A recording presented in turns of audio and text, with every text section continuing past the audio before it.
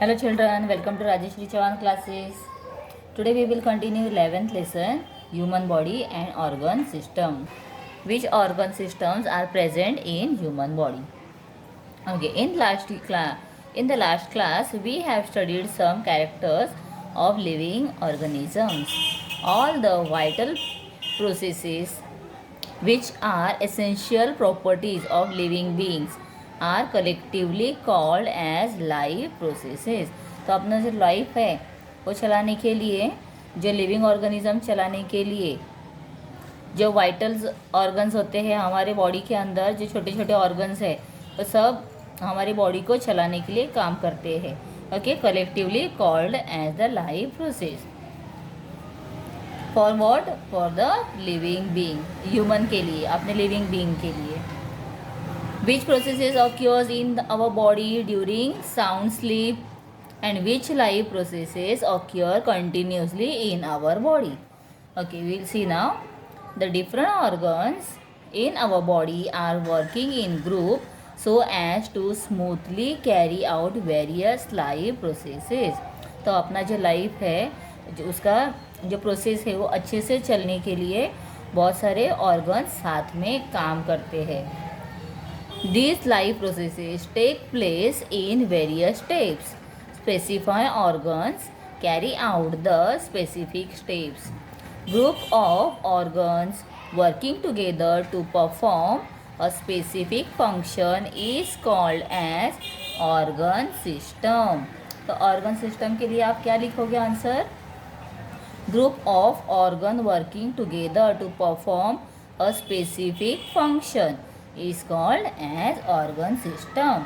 ठीक है. Then the various organs systems like digestive, respiratory, circulatory, nervous, excretory, reproductive, skeletal, muscular, etc. are functions of our body. So you also have to underline this. All functions of the body are very important in our day to day, means our functions. जो हमारा body function है इसके लिए ये सब organ system जो है बहुत ही ज़्यादा हेल्पफुल होते हैं. Which different organs perform the functions of breathing in. Breathing मतलब हम जो सांस लेते हैं, कंटिन्यूसली ब्रीथ करते हैं, रेस्पिरेटरी करते हैं, in the body of animals. तो ये सब हम अभी इसमें इस लेसन में भी ये रिकॉल से दिया हुआ है. लास्ट ईयर्स के साइंस का जो लेसन था उसके बेस के ऊपर है, बट इसमें भी हमें बहुत सारी इंफॉर्मेशंस मिलेंगी. Energy is essential to operate all the life processes in human body. तो हमारा बॉडी वर्क करने के लिए, ऑपरेट करने के लिए क्या चाहिए? सबसे ज़्यादा बॉडी के लिए रिक्वायरमेंट है एनर्जी की. ठीक है. एनर्जी हम कहाँ से लाते हैं? When we eat food we get an energy. Energy production occurs with in the cells. तो ये एनर्जी कहाँ प्रोड्यूस होता है? सेल्स में. हमारे जो बॉडी में ब्लड में सेल्स होते हैं उसमें. Cells need the supply of soluble nutrients and oxygen for this purpose. This supply take place with the help of respiratory and circulatory system. Respiration is carried out through following 3 steps. So which are those? पहले हम इसे important है तो इसे underline करके रखेंगे. क्या दिया है? Respiratory and the circulatory system. तो अभी कौन से 3 स्टेप्स हैं? External respiration, respiration, inhalation. अभी देखो, आप देखो एक्सटर्नल क्या है? जो हम बाहर से सांस लेते हुए दिखते हैं, हम एयर ब्रीथ अंदर करते हैं, छोड़ते हैं नाक से. ठीक है. The air is taken in through nose and send towards the lungs through trachea, wind pipe. जो हमारा विंड पाइप होता है तो उससे क्या करते हैं? हम नाक से सांस अंदर लेते हैं, वी टेक एयर इन, फिर वो उसे हम इस विंड पाइप से देते हैं. ये पाइप जो है this is called as trachea. Trachea से क्या होता है? ये लंग्स में उसे फिर हम स्प्रेड करते हैं, मतलब लंग्स के अंदर हो, जैसे हम बलून में एयर भरते हैं इस तरह से लंग में हवा भरी जाती है. Then okay, aspiration, inhalation. Aspiration मतलब inhalation. Oxygen from the aspire air goes into blood.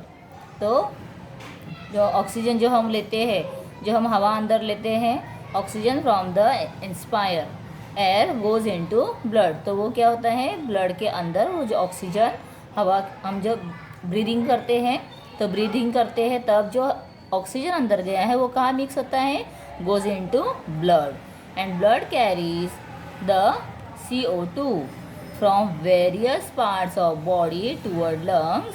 This air is giving out by exhalation। और जो ब्लड के साथ में CO2 मतलब कार्बन डाइऑक्साइड जो है वो कैरी होता है, लंग्स तक आता है रिटर्न, और फिर लंग्स से क्या होते हैं, हम उसे फिर बाहर निकाल देते हैं। मतलब आप जब ब्रीथ करते हो, जब आपने ब्रीथ इन लिया है तो जो एयर अंदर गया है उसमें का जो पार्ट ऑफ ऑक्सीजन है वो हमारे बॉडी के हर पार्ट में ब्लड के थ्रू स्प्रेड हो गया है, और उसके बाद जो ब्लड के अंदर जो CO2 मतलब जो कार्बन डाइऑक्साइड है उसे फिर लंग्स तक पहुंचाकर उसे नाक से फिर से बाहर निकाल दिया जाता है। मतलब ये विद इन सेकेंड ये काम चल रहा है, कंटिन्यूअस सांस ले रहे हो, छोड़ रहे हो, take breath in breathe out, breathe in breathe out, इसमें ये पूरा काम कंटिन्यू चलता है। This process is going on continuously.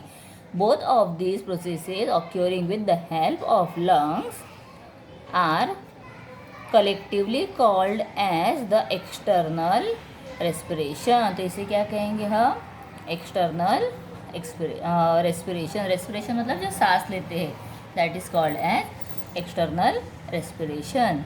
Now internal respiration, exchange of gases between cells and tissue fluids is called as the internal respiration। तो अगर आप देखोगे अपने बॉडी के अंदर बहुत सारे सेल्स हैं और जो ब्लड है वो पूरा फ्लो हो रहा है, मतलब दैट इज टिश्यू फ्लूइड्स, वो आगे आगे बढ़ते रहता है, वो फ्लो होते रहता है, और उसे हम क्या कहेंगे, इंटरनल रेस्पिरेशन।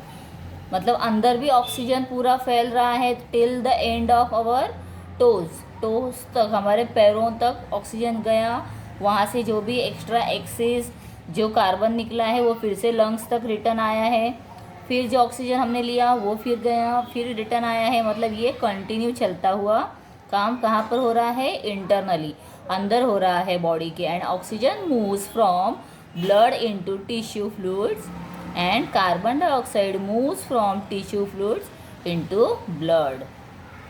then थर्ड कौन सा दिया है पार्ट, कौन सा स्टेप है third, that is the cellular respiration। dissolved nutrients like glucose are slowly burned, मतलब क्या होता है, ऑक्सीडाइड होता है वो, with the help of oxygen and energy is released in the form of ATP। अभी ATP क्या है, ATP का हमने लास्ट जो लेसन किया था इसमें ATP क्या दिया हुआ है, ATP is the energy release, देखो ये पेज नंबर 72 पर है, the energy release in this process is stored in the mitochondria. जो माइटोकॉन्ड्रिया है उसमें वो क्या होता है, स्टोर होता है in the form of ATP। ATP means what, adenosine triphosphate, हाँ एडेनोसिन ट्राइफॉस्फेट। ये आप लोग यहाँ पर इसका जो लॉन्ग फॉर्म है you just write down here, ATP को अंडरलाइन करो, यहाँ पर लिख कर ले लो, okay. Then the waste material like CO2 and CO2 मतलब carbon dioxide and the water vapours are produced during this process. Cellular respirations can be summarised as following. तो इसे हम यहाँ पर एक इक्वेशन दिया है, इसके अकॉर्डिंग लिखते हैं। क्या लिखा है, C6H12O6 plus 6O2 equal to 6CO2 plus 6H2O plus energy. तो कितना यहाँ पर स्टोर हुआ है, 38 ATP। 38 ATP मतलब इतना एनर्जी स्टोर हुआ है, ठीक है। Now we will see the next thing and, okay ये सब आप रीड करो, ओके। कैन यू टेल में हम देखते क्या दिया है, which organs are present in the respiratory system. तो कौन कौन से ऑर्गन्स है, पीछे मैंने अभी डायग्राम दिखाया था, देखेंगे। One should not talk while eating, why it is so, क्यों नहीं खाते हुए बात करना चाहिए? क्योंकि दोनों पाइप्स हैं ना यहाँ पर, एक पाइप होता है फूड के लिए, फूड पाइप, और दूसरा पाइप क्या है, ये ट्रेचिया है, that is for the wind, that is called as wind pipe, जो हम ब्रीदिंग करते हैं तो वी टेक एयर, और दोनों का यहाँ पर एक फ्लैप है, ठीक है। तो जब खाना खाओगे आप तब बात करोगे तो मे बी सडनली अपने जो फूड के मॉलिक्यूल्स होते हैं या फूड का थोड़ा भी पार्ट होता है वो यहाँ पर अंदर जा सकता है, जहाँ से हवा अंदर लेंगे, मतलब हमारे लंग्स के थ्रू वो रूट पे जाएगा अगर, तो क्या होता है देखो, आपको खाना खाते हुए अचानक से ही कभी कभी खांसी आने लगती है, मतलब फूड वहाँ पर एंटर हो रहा है और फिर हमें खांसी आ जाती है, और फिर थोड़ा पानी वगैरह हम पीते हैं and we wait for a while, हम 2 सेकेंड के लिए वहाँ पर रुकते हैं, इमीडिएटली खाना भी नहीं चाहिए। Okay, so these are the respiratory system, this is the called respiratory system and these are the organs, उसके अलग अलग यहाँ पर फंक्शंस के पार्ट्स दिए हुए हम देखेंगे। स्ट्रक्चर एंड फंक्शन,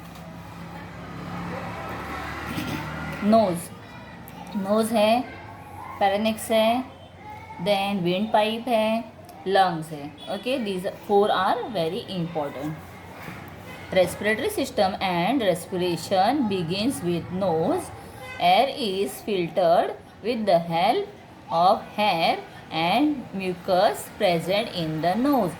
अभी जब हम एयर इन लेते करते हैं, when we breathe in, हम हवा जो सांस लेते हैं तब क्या होती है, हवा अंदर जा रही है ना, जो एटमॉस्फेयर में है, तो एटमॉस्फेयर में क्या बहुत सारा डस्ट है, डर्ट है, तो ये हवा के थ्रू अपने नाक के अंदर से एंटर करता है, बट उसे अच्छे से छानने के लिए, उसे अच्छा सा फिल्टर करने के लिए हमारे नाक में छोटे छोटे से हेयर होते हैं, हाँ, जो हेयर होते हैं मतलब बाल होते हैं, आपने देखा होगा छोटे छोटे टाइनी टाइनी हेयर होते हैं। And also we are having sticky substance, मतलब जब नाक से सर्दी होती है तो स्टिकी सब्सटेंस जो फ्लो होता है, ऐसा ही एवरी टाइम, मतलब आपको सर्दी है ना है, आपके नाक में एक स्टिकी सब्सटेंस प्रेजेंट रहता है, that is called as mucus, और वो क्या करता है, जो एयर है उसे फिल्टर करता है, ठीक है। तो जब आप नहाते हो तो क्या करना है, नहाते हैं तो अच्छे से अपने नाक है या अपना कान है, इसे अच्छे से हमें अपना थ्रोट है अच्छे से साफ़ करना पड़ता है, बिकॉज बहुत सारा जो डर्ट होता है एटमॉस्फेयर में, डस्ट है, ये हमारे बॉडी में एंटर करता है, तो उसे रोकने के लिए ये सब म्यूकस है और हेयर है, तो इसे भी क्लीन रखना चाहिए ना। जैसे छन्नी है, छन्नी में आप सिर्फ छानते रहोगे तो उसमें क्या हो जाएगा, बहुत सारा डर्ट जमा हो गया है, तो अपना काम अच्छे से नहीं कर सकती है। तो ऐसे ही अगर आप नाक साफ़ नहीं रखोगे तो अच्छे से अपना वो काम नहीं कर पाएगा, तो उसके लिए हमें क्लीनलीनेस भी बहुत ही इम्पॉर्टेंट है। Then the pharynx, food pipe and the wind pipes originated in the pharynx, ये देखो यहाँ पर दिया है, बताया मैंने अभी। The wind pipe is present in front of the food pipe, food pipe और ऐसे दोनों है, दोनों पाइप है एक दूसरे के आगे, जैसे आप देखोगे ऐसे भी देख सकते हो, दोनों पाइप्स होते हैं, ठीक है। There is a lid at the beginning of the wind pipe, तो यहाँ पर एक ढक्कन जैसा, जैसे ऐसे इसके ऊपर ऐसे फ्लैप है, ठीक है, वो ऊपर बंद चालू होता है, और जब आप खाना खाओगे और सडनली ये ओपन हुआ है, तभी खाने का जो फूड है अपना इसके अंदर पार्टिकल गया तो क्या हो जाएगा, आपको खांसी आ जाएगी, ठीक है।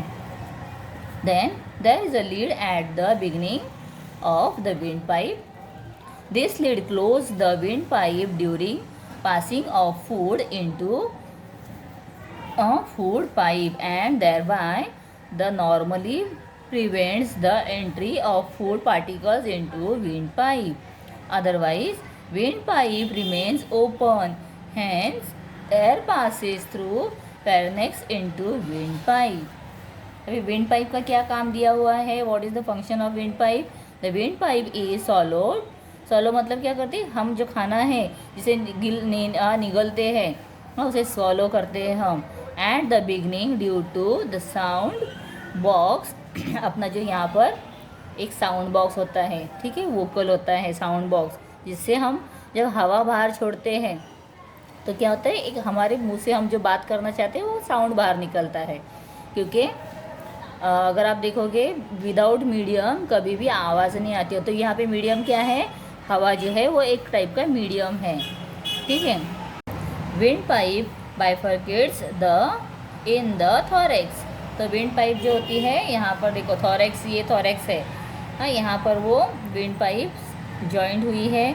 और जब हम बात करते हैं तो हवा बाहर निकलती है तो उसे वो वाइब्रेट भी करती है। One branch enters the right lungs and the other into left lungs. तो आप यहाँ पर देखोगे एक राइट और लेफ्ट में गया हुआ है।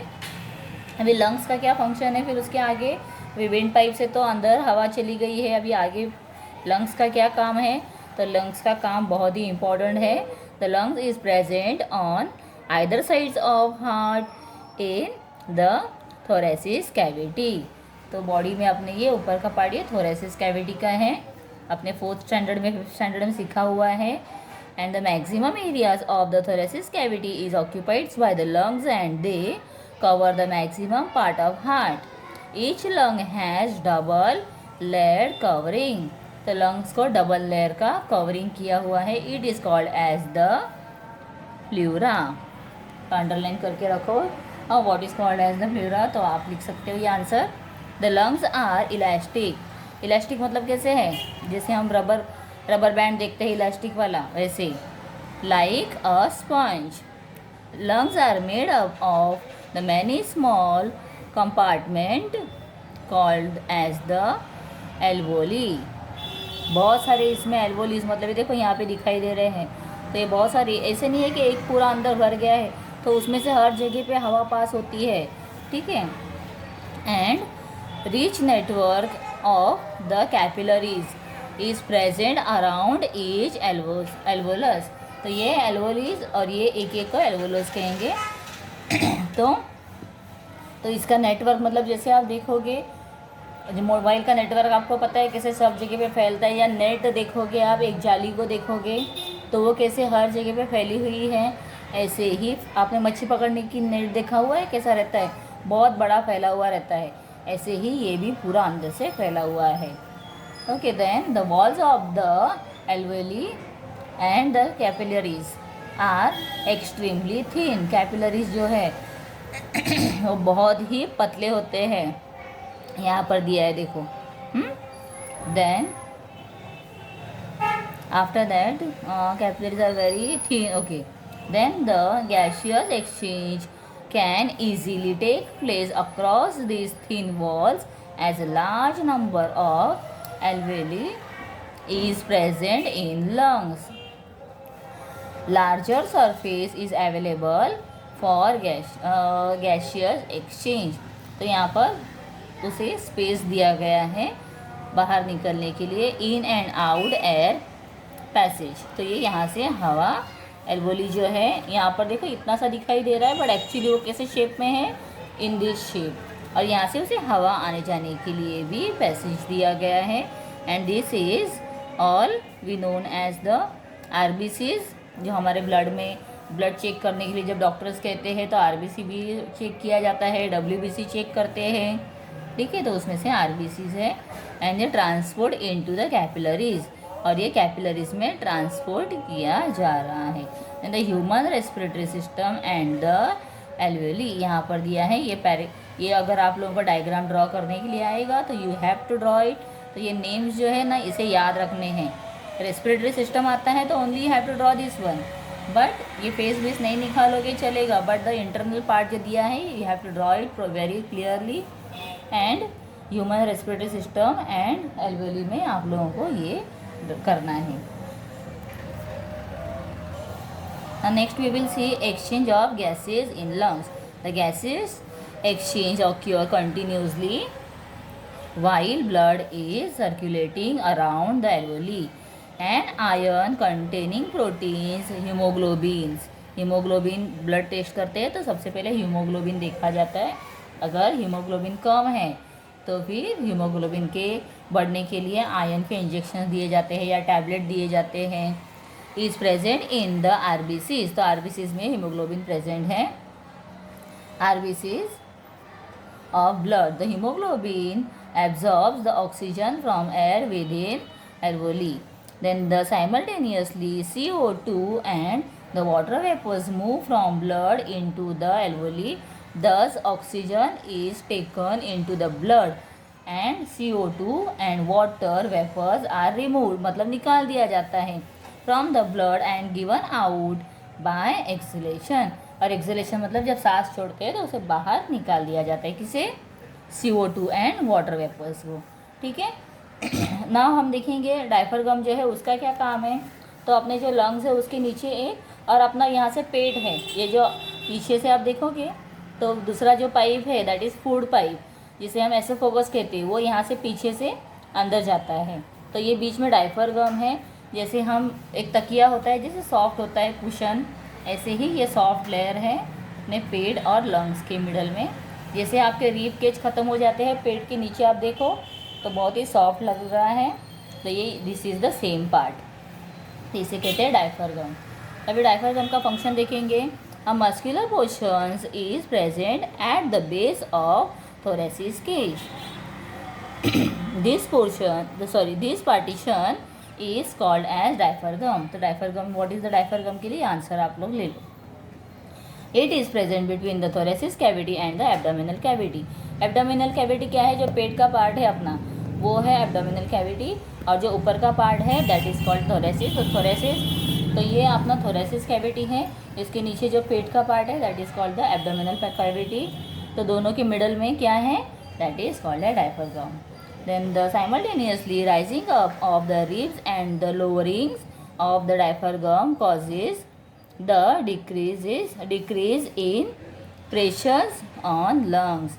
तो इसके वजह से लंग्स के ऊपर प्रेशर डिक्रीज हो रहा है। ठीक है, इसके लिए बीच में सपोर्ट के लिए उसे दिया गया है। देखो हर एक पार्ट का कितना ज़्यादा इम्पोर्टेंस है। Due to this the air moves into the lungs through nose when rib return to their original position and diaphragm rises up, pressures on the lungs increases. Due to this, air moves out from it through nose. Continuously upward and downwards movements of diaphragm is necessary to bring about the breathing. तो अगर आप breathing कर रहे हो, अभी भी आप देख सकते हो, ब्रीदिंग करो तो ये जो डायफ्राम का पार्ट है वो अप डाउन हो रहा है और इसका काम कंटिन्यूसली चालू रहता है। ठीक है, सो यहाँ तक मैं पेज नंबर 76 तक मैं स्टॉप कर रही हूँ। नेक्स्ट हम पार्ट कंटिन्यू करेंगे जिसमें हम आगे का लेसन भी कंटिन्यू करेंगे। Okay, then we will continue question answers too. बहुत सारे क्वेश्चन आंसर्स है एक्स्ट्रा, वो भी मैं आप लोगों को शेयर करूँगी। तो मेरे वीडियोज़ को देखते रहिए। चैनल को सब्सक्राइब नहीं किया है तो सब्सक्राइब कर दीजिए। ठीक है बच्चों, अपने फ्रेंड्स के साथ में वीडियोस को ज़रूर शेयर कीजिए। Thank you.